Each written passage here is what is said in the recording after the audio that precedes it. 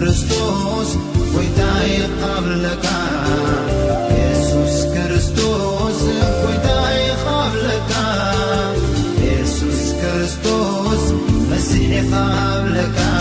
ገሊኦም ኤርምያስ ተበሉ ገሊኦም ዮሐንስ ተበሉ ገሊኦም ኤርምያስ ተበሉ ነቢያት ይኩን ተበሉ ንስኻ ግና ካብኦም ትፍለይኻ ብዙሕ ነገር ኣሎ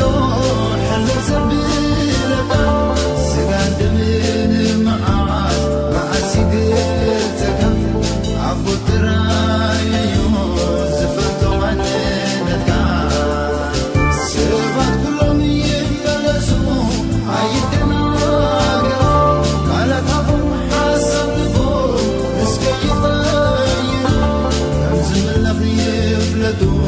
بحق بمنفسه